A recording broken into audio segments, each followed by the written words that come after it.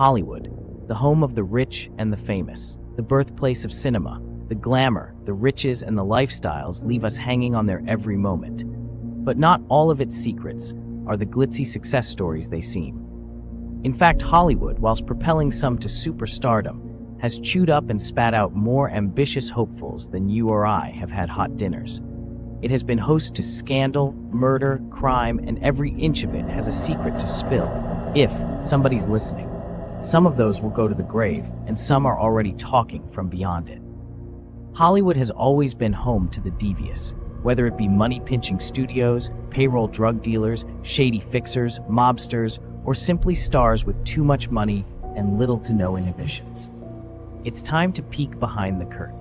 Let's take a look at some of the ghosts of the past and what macabre tales they have to tell. The character of Superman has earned a reputation over the years as being cursed. Christopher Reeve, Marlon Brando, Margot Kidder, Lee Quigley, Zack Snyder, and Kate Bosworth have all been linked to misfortune, associated, however loosely, with the curse. But where is the origin story? It all started with George Reeves. Reeves was a charming actor, apparently well-liked by most people who knew him. A rare thing in Hollywood in itself, but it appears even the charmed have a dark side to let out every once in a while. February 16, 1959, police are called to the home of George Reeves. Reeves' fiancée, Leonore Lemon, neighbor Carol Van Winkle, her boyfriend Robert Condon, and another neighbor, William Bliss, were having a party at the house. The group were rather tipsy, but all had the same story to tell. That Reeves had woken up and stormed downstairs at approximately 1:20 a.m. He expressed his anger at the loud talking from the rowdy group and returned to bed. Shortly afterwards, they heard a gunshot. The police found Reeves naked and on the bed. On the surface, what looked like an open and shut suicide rapidly descended into a mystery that's still ongoing to this day. 3 bullets were fired, but only one entered Reeves's body. 2 of the bullets were in the floor. The one that did enter his body ended up in the ceiling. This didn't seem possible based on the position of Reeves's head. Furthermore, the shell was found underneath Reeves, while the pistol was found near Reeves' feet. Although not impossible, it seems unlikely that he would commit suicide and miss the first 2 times. There was no gunpowder residue on his hands, and the guests waited an hour before calling the police after hearing only one single gunshot. Authorities didn't submit any official crime scene photos or check the gun for prints. When pressed, Lemon said that she had accidentally shot a hole through the floor previously, but she could not explain away the second hole in the floor. Whilst the coroner ruled Reeves' death a suicide, many others suspected foul play. Tony Mannix had purchased the property for Reeves, and after his death, struggled for over a decade to rid herself of it. In fact, since his death, it has been bought and resold several times. Each time, a similar account emerged. The ghost of George Reeves had scared them away. The apparent tales of a troubled apparition fueled the rumors of a murder and a restless spirit waiting to be put to rest by the truth. One couple, who moved into the house, had no issues to begin with. Then one night, they heard the sound of gunshots and were overcome with the smell of gunpowder. This same incident occurred for the next 7 nights until they opted to leave the house altogether. Another couple said that Reeves would frequently appear to them in his Superman costume and point at the ceiling. Further inspection would reveal it to be the spot of the bullet hole that killed him. Once again, the apparition drove them from the home. Yet another couple, who bought the house, moved in and saw an apparition of Reeves in the nude, groaning in agony. Allegedly, they went to a hotel for the night and moved out the very next day. Another chilling occurrence happened when new tenants were entertaining guests one evening. Their soiree was cut short when all of them heard noises coming from upstairs. Naturally, they investigated and followed the sound to Reeves' bedroom. The room was in complete and utter disarray. The bed linens had been torn off the bed and clothes were strewn across the floor. When they returned to the living room, they discovered that all the drinks that they had left on the coffee table had been moved to the kitchen. Later in the evening, their German Shepherd inexplicably started barking furiously at the door to the bedroom. When they opened the door, they found the bed had been moved across the room. It wasn't long after that the couple were visited by the apparition of Reeves. Once again in his Superman costume, once again pointing at the ceiling. Enough was enough, and they moved out of the home that same morning. Many former residents claimed to hear gunshots and smell powder, the bedroom in disarray, and even Reeves himself. During a time of trouble when the property was vacant, 2 sheriffs were called out to watch the Benedict Canyon home because there were so many complaints from neighbors. These reports included people hearing screaming, gunshots, and seeing the lights go on and off in the home, all in the middle of the night. These same neighbors also reported seeing Reeves' apparition standing on his front lawn. Even a film crew and actors making a documentary about Reeves in the home also saw him standing in his full Superman attire in his old bedroom. Why? In 1951, Reeves first portrayed Superman in a short film titled Superman and the Mole Men. The movie was the catalyst and soon launched The Adventures of Superman, a year later, until 1958, with Reeves appearing as Superman in 104 episodes. After the series ended, however, fortune took a different turn, and Reeves was having trouble finding quality work as an actor. He was finding it near impossible to shake off the spandex. At 45, he found himself resorting to commercials or celebrity boxing matches. Some believe he spiraled into a deep depression that culminated in his suicide at the home. However, close friends noted that on the contrary, he had just begun a second career as a promising Hollywood television director. All parties can agree that putting his professional career aside, his personal life certainly could have played a deciding factor in either a murder or a suicide. When he left his lover of several years, Toni Mannix, she reportedly became extremely jealous. This jealousy only increased when she discovered that Reeves had not only dumped her for a younger woman, Lenore Lemon, but also that he intended to marry her. Even though Toni herself was married to a former MGM vice president, her jealousy continued to bubble. Did she reach a point where she was unable to contain such explosive rage? Or could Lemon have pulled the trigger? No one could agree about Reeves' state of mind before his death, or provide an accurate ironclad account of what happened. According to some, Toni Mannix confessed to a priest that she had in fact killed him before she died. Could it have been a studio cover-up to protect her or her high-powered husband? Is George another victim to fall foul of the curse? Was he depressed enough to kill himself, or had someone else pulled the trigger? Perhaps the curse is simply never being able to be seen as anything other than the Man of Steel. Most importantly, has George's spirit been wreaking havoc for all these years? And if so, will it ever be able to rest?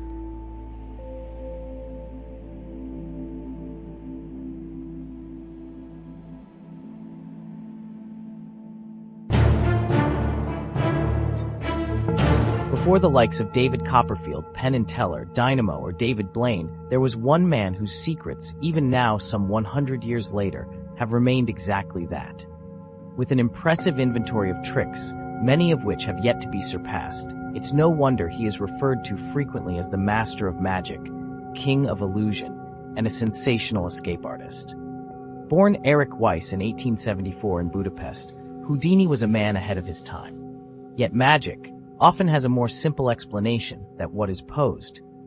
True in the case of Houdini, whose methods were at worst impressive, more often ingenious.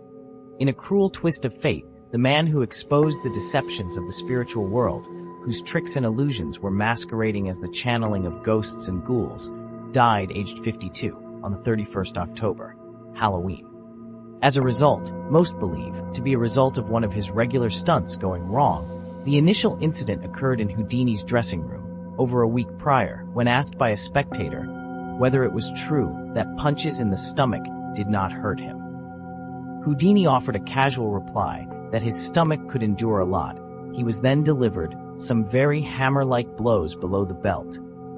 Houdini, unprepared as per his usual stage routine, was reclining on a couch at the time, having broken his ankle while performing. The official cause of Houdini's death was listed as peritonitis caused by a ruptured appendix. The real question is whether the punches made him more inclined to ignore the pain and seek out sooner help, or whether the punches caused the appendix to rupture in the first place. Here's where this Halloween tale gets really interesting. Houdini had previously made a pact with his wife, Bess. He promised that if contact from beyond the grave were indeed possible, he would do so. In typical Houdini fashion, he even came up with a code to ensure that no one could ever fake his spirit's appearance.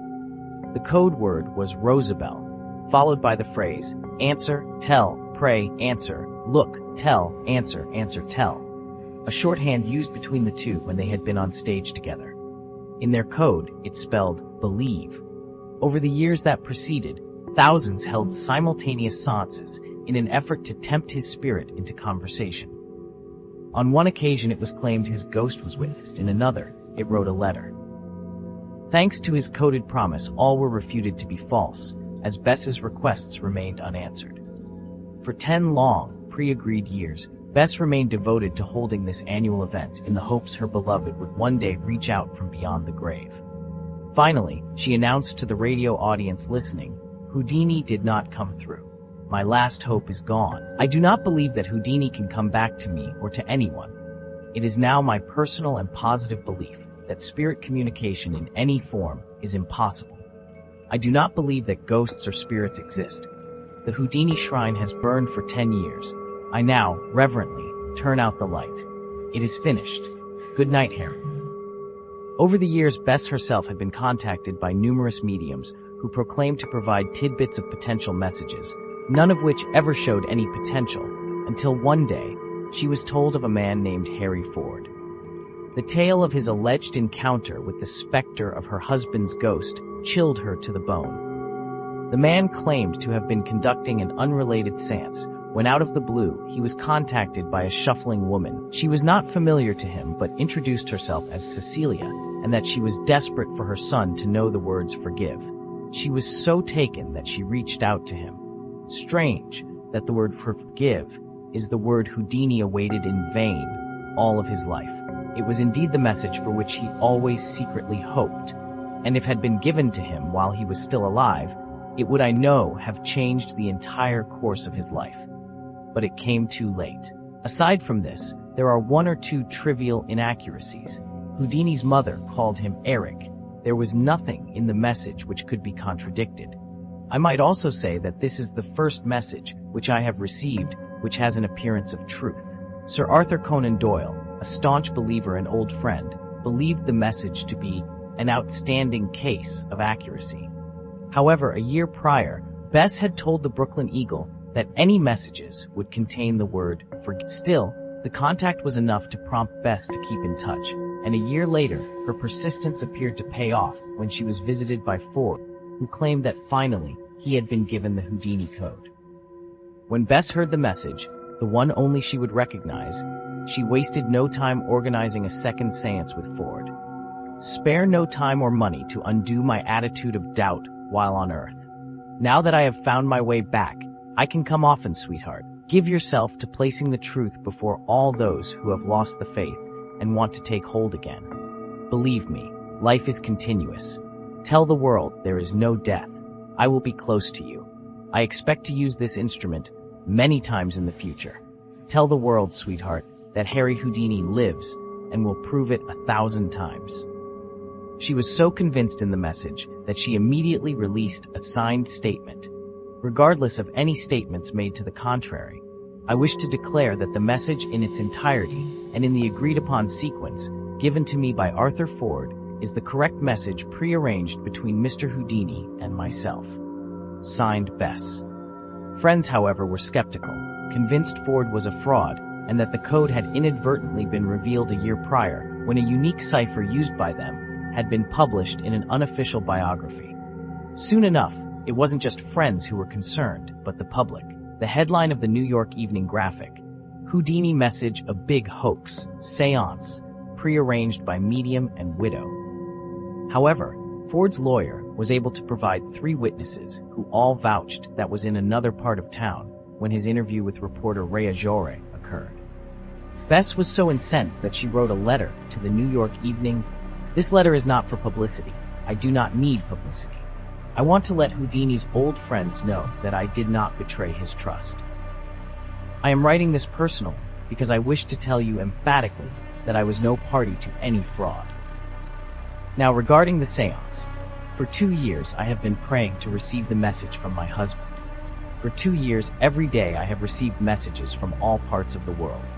Had I wanted a publicity stunt, I could no doubt have chosen any of these sensational messages.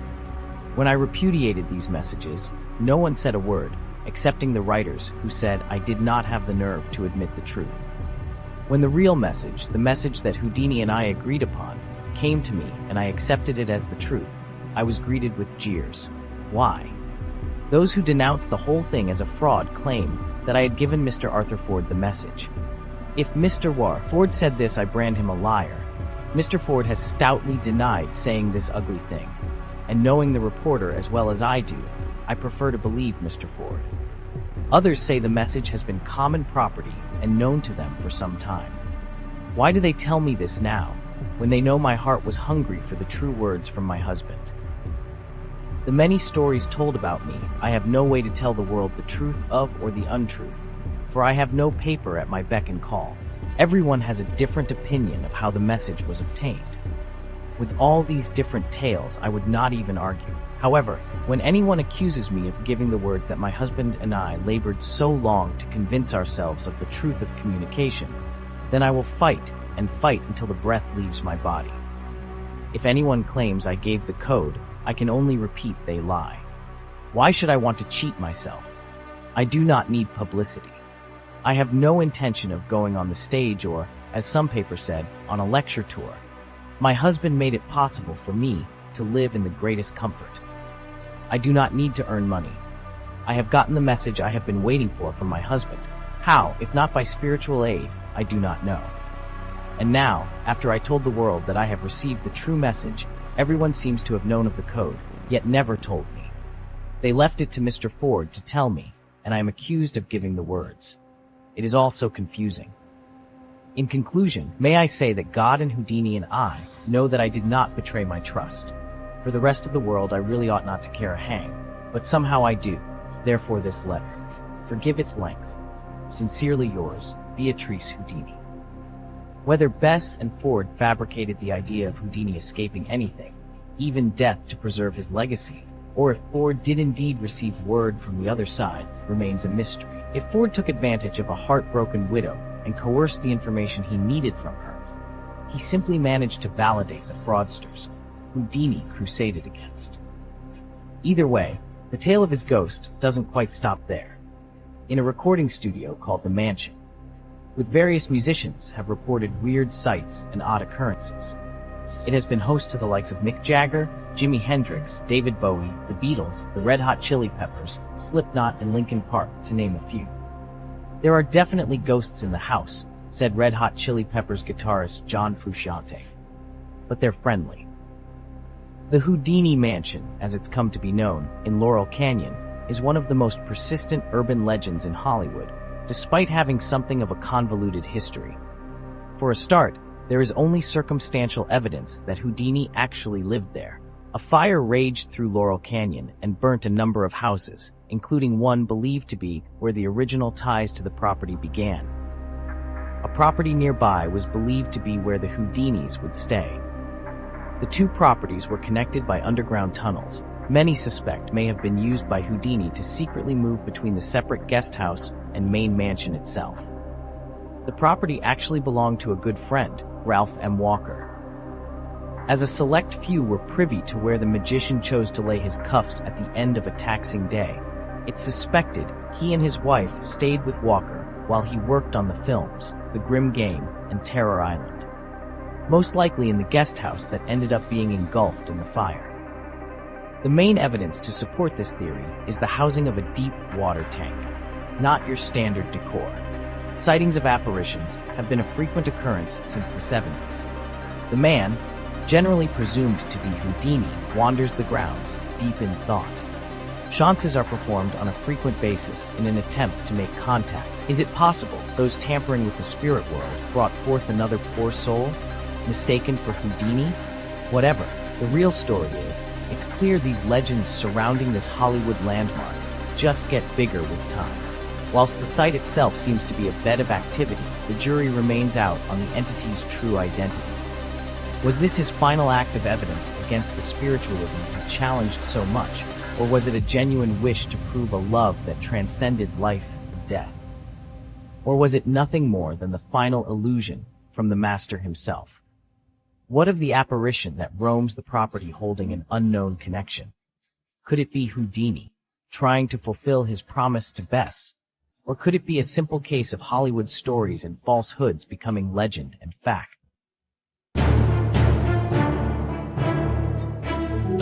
Errol Leslie Thompson Flynn was an Australian actor who achieved worldwide fame during the golden age of Hollywood. He was known for his romantic swashbuckler roles, frequent partnerships with Olivia de Havilland, and reputation for his womanizing and hedonistic personal life. To celebrate his good fortune in filmland, Flynn designed his dream house, a playhouse, he called it. He bought 11.5 acres in the Hollywood Hills off Mulholland Drive and, in 1941, built the sprawling farmhouse. An unbroken line of windows provided a panoramic view of the city below. He called it Mulholland Farm. Flynn built Mulholland Farm with secret passages and peepholes, two-way mirrors in the bathrooms, and a crawl space above one bedroom that allowed him a full view of the bed. This was something of an open secret in Hollywood, and surely some of his guests took it on themselves to entertain their hope. But how many more toweled off in front of the mirror or stretched out on the bed, unaware of his invisible, peeping presence? The invisible, all-seeing, heavy-breathing spirit of the master of Mulholland Farm sounds like the plot of some bad horror movie. According to Insider, the owner of the house after Errol Flynn's death began to notice unusual things.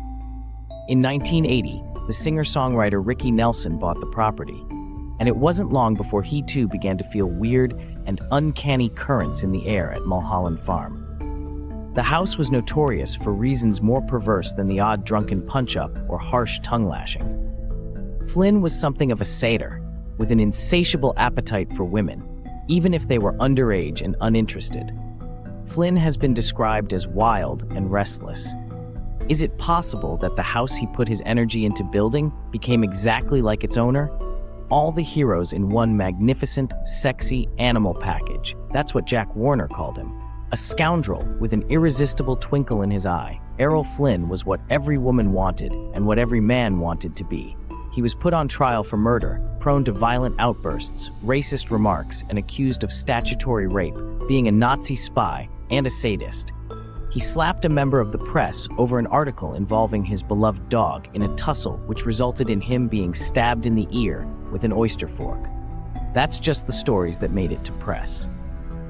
By all accounts, Ricky Nelson loved living in Errol Flynn's home.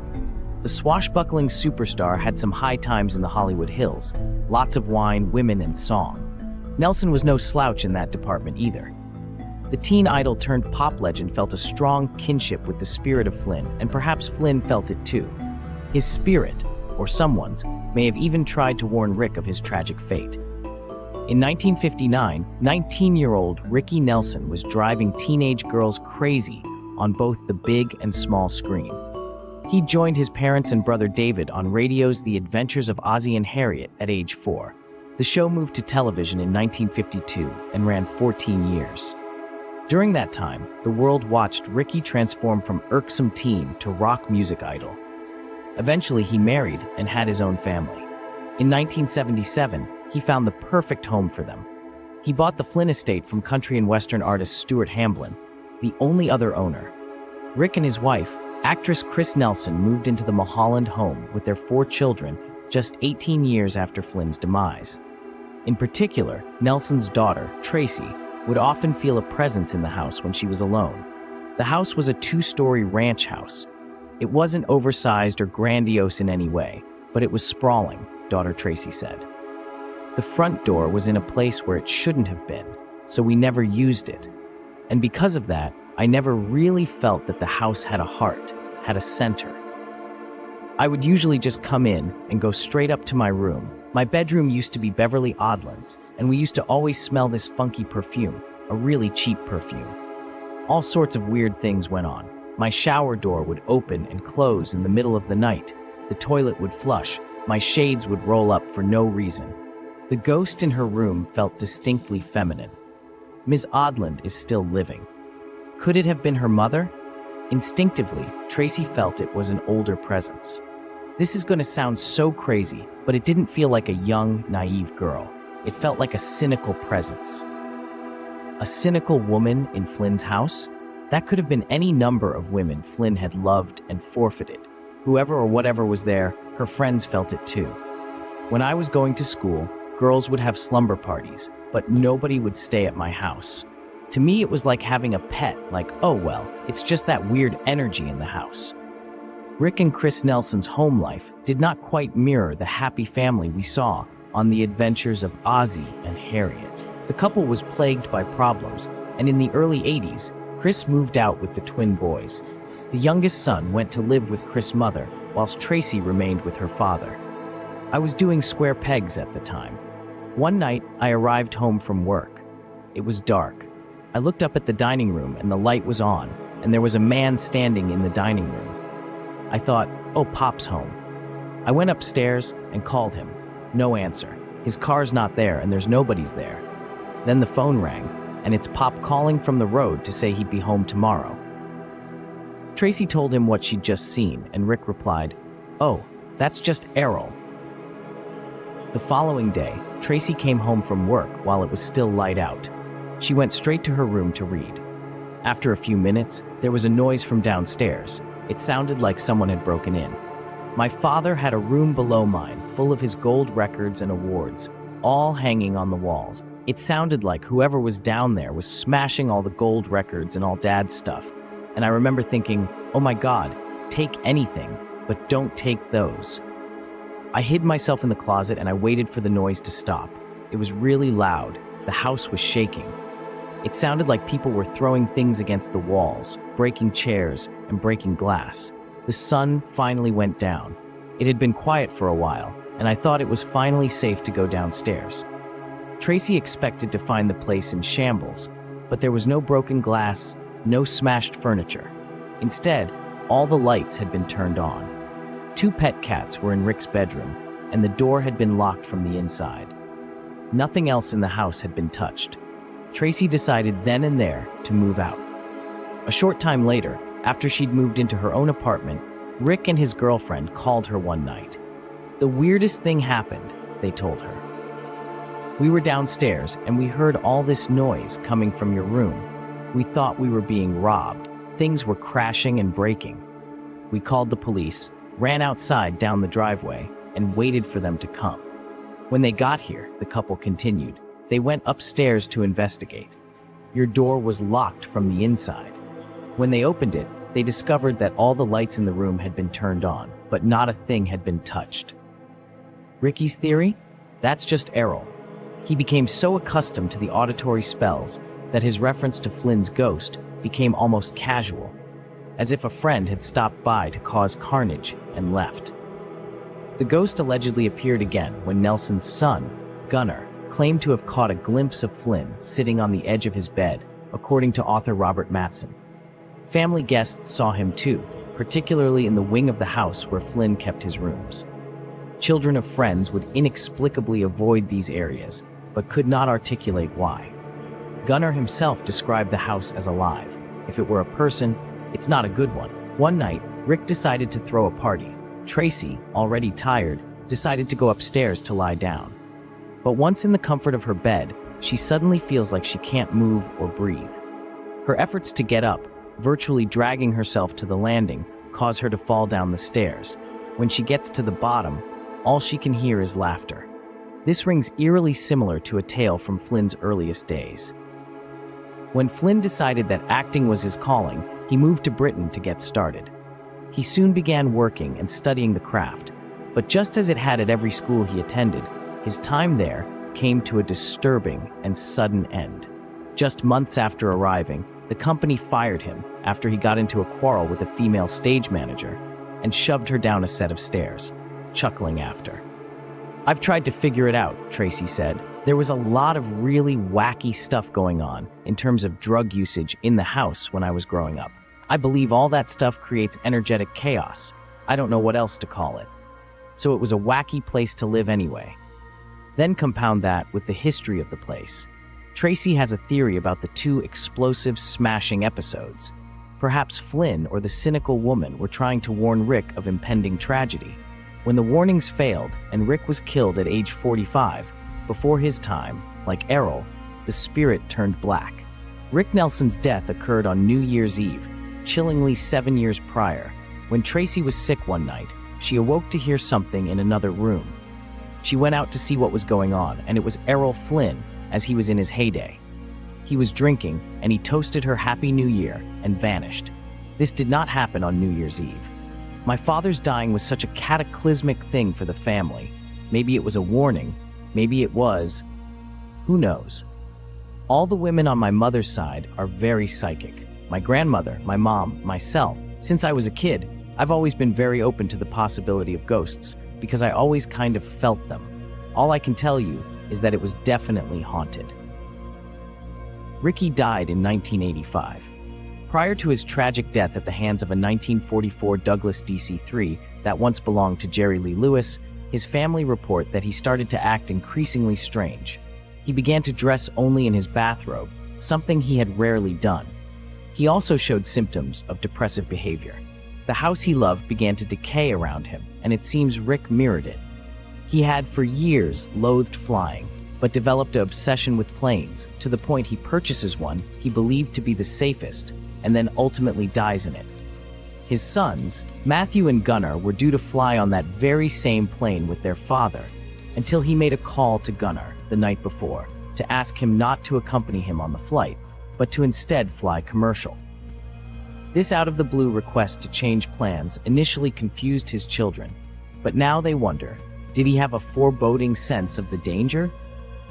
Rick Nelson lived in the Mulholland house until his death. Tracy recalls that the spirit in the house changed dramatically after that. It had been playful before, but after my father died, it turned malevolent. My brothers and I could literally feel when my father's presence was gone, and when he left, it just turned ugly and scary in the house. My now ex-husband always had a hard time believing any of this ghost stuff. After Dad died, we were removing some furniture, and he went outside and refused to go back in. He told me, "Something's in that house, and I don't even want to be anywhere near it." Richard Dreyfuss, Tracy's co-star in Down and Out in Beverly Hills, talked to her about buying the house, but Tracy warned him away. It's a bad house, and it's got something bad in it. The Mulholland house stood vacant after Rick Nelson's death.